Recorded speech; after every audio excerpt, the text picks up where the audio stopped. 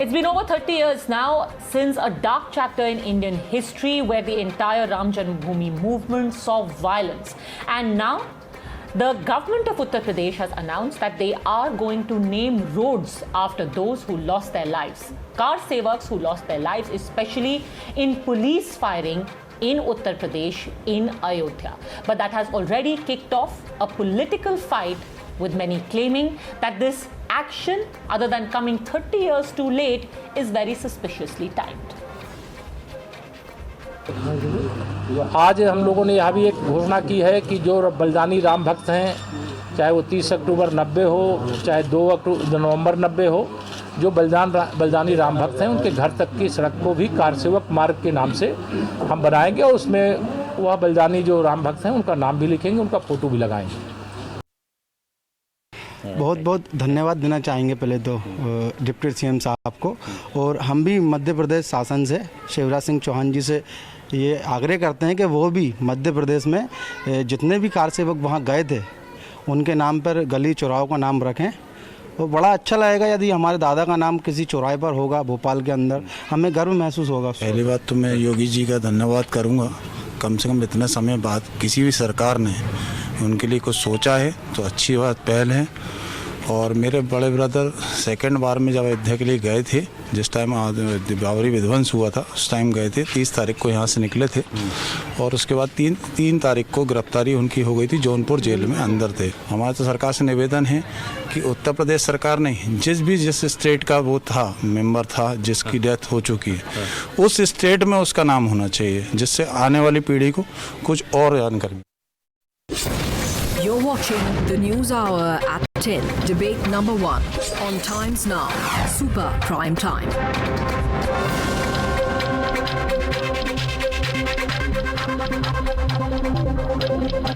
China NC spokesperson of the BJP joins us along with Ratan Sharda author, Anurag Bhadoria, spokesperson of Samajwadi Party, MC Abbas, political analyst, Hamza Sufian, former vice president of AMU Students Union, और संदीप गुप्ता जो पुत्र हैं शहीद car सेवक वासुदेव गुप्ता के।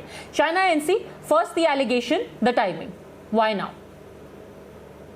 I mean, I don't think this is about timing. This is about the sentiment which we need to understand. Car sevaks who lost lives is one part, but you are not highlighting the other part, which is Jai Hind Veer Path, to honor the soldiers and police officers.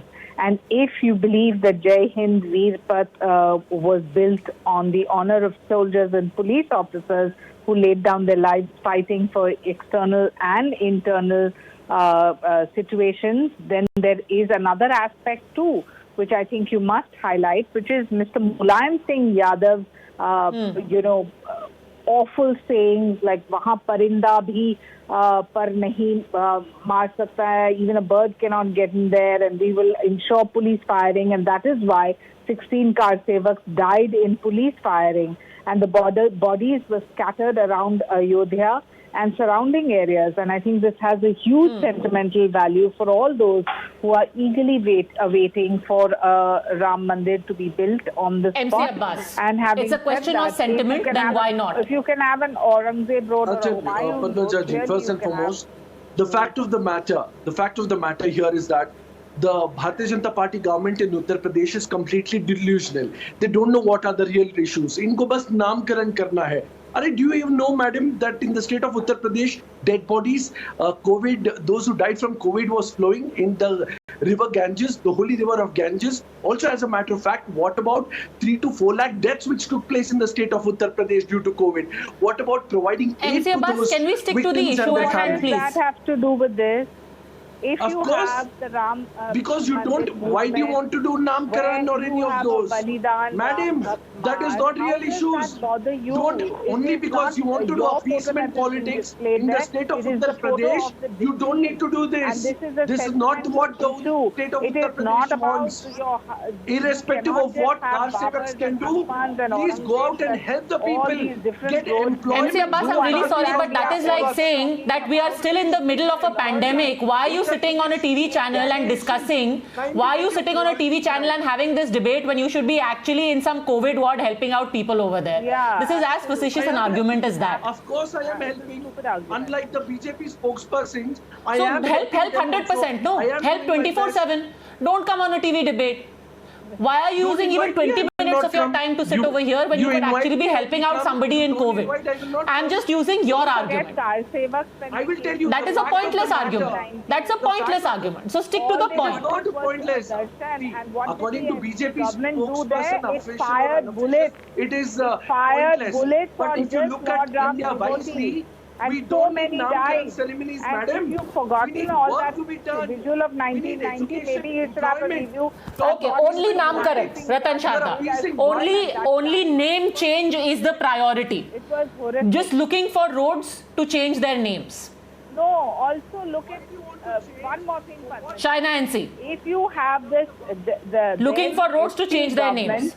What did the SP government do? The Samajwadi Party government fired bullets at the unarmed Lord Ram devotees. For what reason? You had them finished off, and you had them absolutely at this point. If we want to remember the Kar Sevaks, remember the police personnel too. This is not just about Kar Sevaks. I think it should be a matter of okay Sandeep Gupta, मैं आपसे पूछना चाहती हूँ, आपके पिताजी की मृत्यु हुई थी और अब उनके नाम पर अगर सड़क का नाम रखा जा रहा है तो क्या ये राजनीति से प्रेरित है? सड़क का नाम रखा जा रहा है जी, ठीक है, अच्छी बात है। और कार चौकों के नाम से सड़क बन रही है, उनके नाम हमेशा के लिए अमर कर रखे हैं, ठीक है।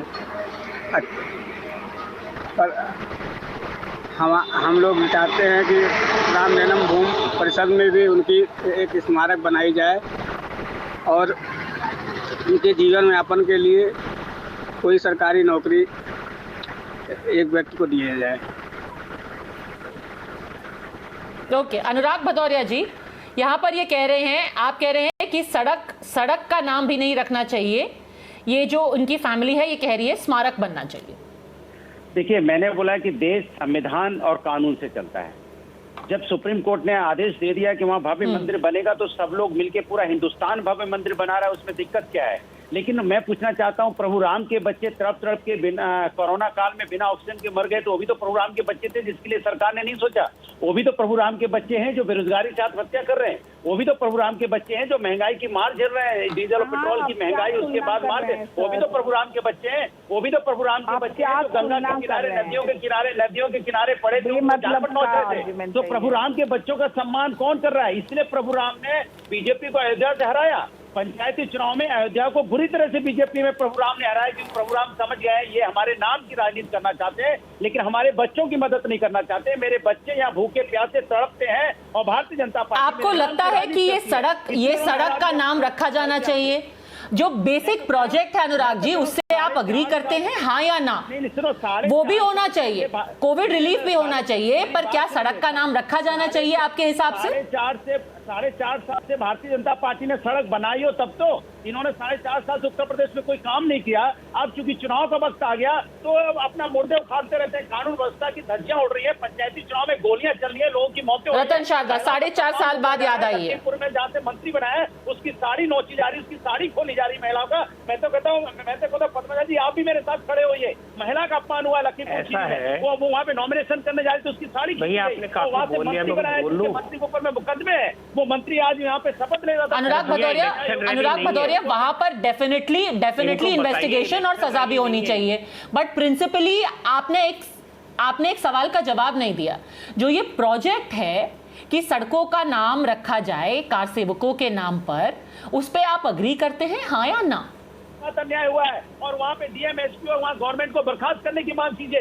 सरेआम साड़ी खोली गई है उसकी, ये कोई छोटी मोटी बात है? ये मुद्दे को भटकाने की राजनीति करते हैं। और आई एम अज्यूमिंग कि आप इस सवाल का जवाब नहीं देंगे, पर आपका जो सवाल था वो मैं जरूर पूछूंगी। 4.5 साल तक याद क्यों नहीं आई? रतन शारदा, देखिए, मैं तो बीजेपी की तरफ से हूँ नहीं, मैं 4.5 साल याद आई कि नहीं मुझे नहीं पता।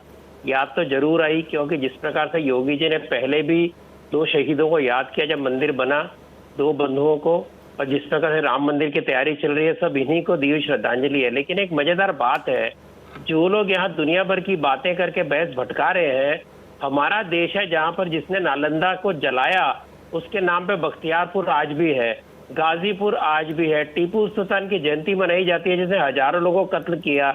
हम यहाँ पर औरंगजेब रोड, बाबर रोड तो छोड़िए, भारत में 704 ऐसे गांव और शहर हैं जो मुगलों के नाम पे, जिन्होंने लाखों लोगों को मारा, और 200 इनमें से 61 बाबर के नाम पे, 11 हुमायूं के नाम पे, अकबर के नाम पे 251, जहांगीर के नाम पे 141, शाहजहां के नाम पे 63, औरंगजेब के नाम से 177। यहाँ पर 63 तो औरंगाबाद है। तो जिन लोगों ने समाज को मारा और क्रूरता के साथ मारा, जिन्होंने मंदिर गिराए, उनके नाम पे हम शहर रख सकते हैं, उनके नाम पे एक रस्ते रख सकते हैं।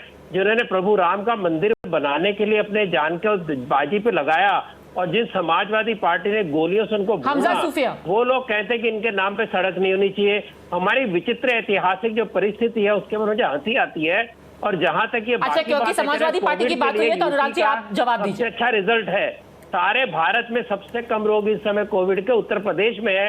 अनुराग जी हाथ हिलाते रहिए, कागज हिलाते रहिए, उससे कुछ होगा नहीं, क्योंकि जो दुर्गति आप लोगों ने उत्तर प्रदेश की जो हाईवे वहां बन रहे हैं, जो मेडिकल कॉलेज बन रहे हैं, जो वहाँ पर स्कूल बन रहे हैं, उसकी बराबरी आपकी सरकारों ने इतने सालों में नहीं की।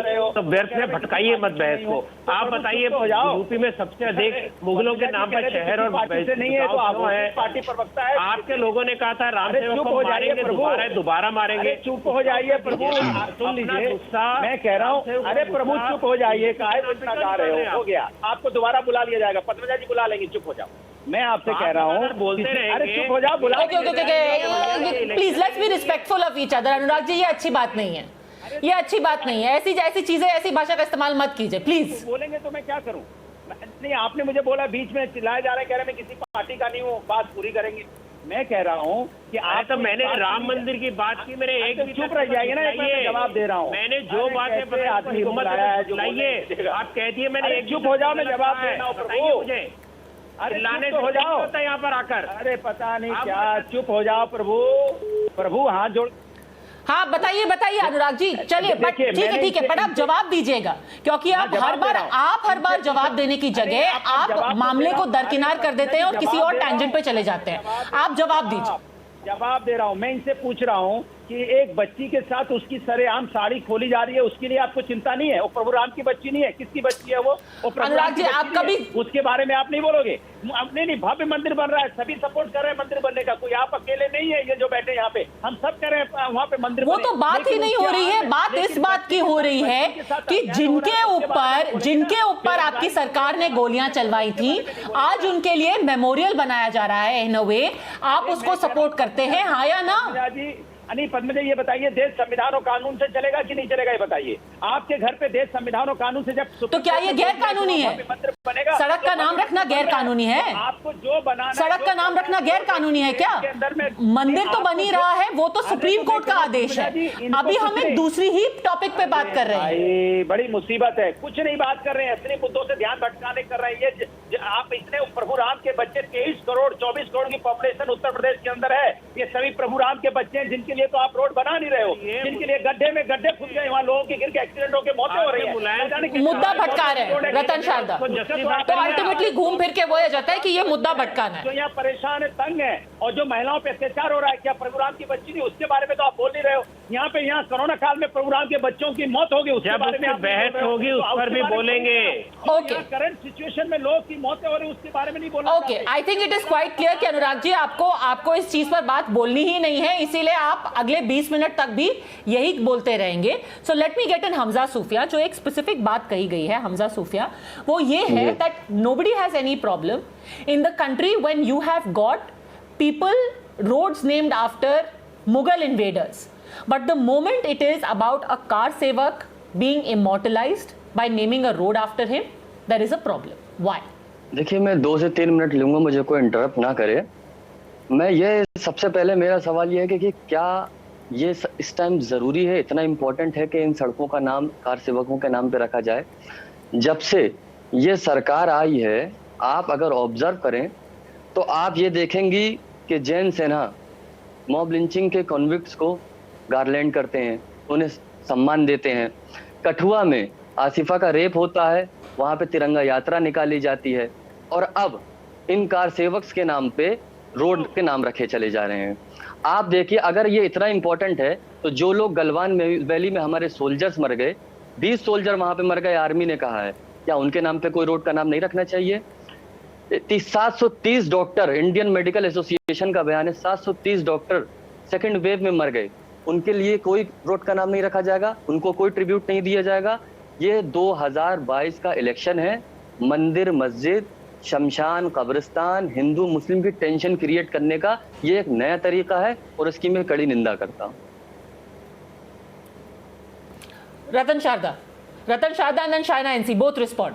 I am very surprised that he says इनके नाम पे नहीं रखना चाहिए। क्या आपकी सरकारें सालों साल की, आप लोगों ने अगर 30 साल के बाद ये याद आ रहा है तो आप ये बताइए, आपको तो नेशनल मेमोरियल आर्मी का बनाने में भैया 70 साल लग गए। उन्होंने कोई मेमोरियल बनाया किसने? जो बीजेपी की गवर्नमेंट ने। डॉक्टर उनके बारे में शहीदों के लिए किसने स्मारक बनाए? देश को बचा मोदी गवर्नमेंट ने। मेडिकल कॉलेज किसने बनाए यूपी में? बीजेपी गवर्नमेंट ने। कॉलेज किसने बनाए? बीजेपी गवर्नमेंट ने। हाईवे किसने बनाए? बीजेपी गवर्नमेंट ने। एनसीफिलाइटिस किसने खत्म किया? बीजेपी गवर्नमेंट ने। सबसे कम कोविड के केस क्या तेजी से हुए? यूपी गवर्नमेंट ने। आप यहाँ क्या चिल्ला रहे हैं? आप लोग को भड़का क्यों रहे हैं? हर शहीद की इज्जत है, हर शहीद के नाम पे स्मारक होना चाहिए, क्यों नहीं होना चाहिए? ये भी शहीद है, इनके नाम पे नहीं होना चाहिए। क्या दिक्कत है आपको? कौन सा प्रोग्रेस इससे रुकता है? कौन सा काम देश का रुकता है अगर कोई सड़क उनके नाम पे रखती है? क्या यूपी गवर्नमेंट के सड़कों के नाम? और हमजा सूफिया, since you are so concerned about memorials to the fallen soldier, मैं आपको बस हल्के से याद दिला दूं कि आजादी के बाद से there was not a single memorial to Indian soldiers until the National War Memorial was inaugurated. आजादी के बाद से। और क्या गलवान के सोल्जर्स के लिए होना चाहिए? बिल्कुल होना चाहिए, but we will come to that. One doesn't have to preclude the others. और नेशनल वॉर मेमोरियल पे उनका नाम भी एच किया जाएगा। सॉरी, मैं कह रहा हूं जो CA/NRC में पुलिस फायरिंग की जहां पे तक बात हो रही है कि पुलिस फायरिंग में कार सेवक मर गए, 25 लोग पुलिस फायरिंग में CA/NRC के प्रोटेस्ट में मर गए, क्या उन लोगों के नाम पे भी रखा जाएगा रोड का नाम? क्या होगा?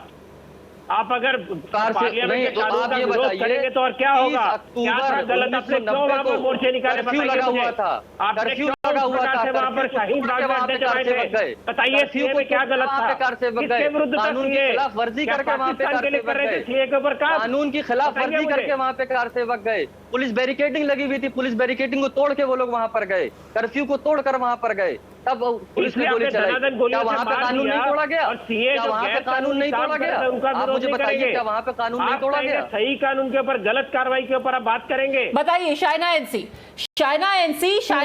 the argument is that history cannot sanitize what happened at that time. Hamza Sufia is saying that these were people who were breaking the law. By this logic, if we go back in time, history cannot also be dismissed, whether it's the Mughals invading India and the kind of tributes being given. So I don't think this is about a competition. But what is important to understand is, what did Mulayam Singh do? These were just car sevaks that came to Ayodhya with their belief and with their faith. And he opened fire. 16 people lost lives. Hamza जी ने अभी सही सवाल पूछा कि आप क्या कर रहे हैं अपने जवानों के लिए। जय वीर जवान पथ, क्या ये किसी और के लिए है? ये उन शहीदों के लिए है जो पुलिस में वर्दी में उनकी भी जान गए हैं। So this is not about that. And what did Mulayam Singh do? Please highlight that. He fired car sevaks and said that he is doing it to protect the unity and integrity of the country. What logic is that? And in 1990, जब ये हुआ था, तब आप भूल गए कि Samajwadi party की सरकार ने जो जान लिए, वो भी इंसान है, वो भी भारत के नागरिक हैं। वो आए थे अपने भावना के लिए, अपने बिलीफ के लिए, और जो आप चाहते हैं कि उनके बलिदान में हम याद ना करें और जो आपको सही लगे। हाँ, ऐसा कौन कह रहा है कि कोविड वॉरियर्स हो या डॉक्टर्स हो या जिनकी जान गई है उनके प्रति भी नहीं होगा ऐसे मेमोरियल?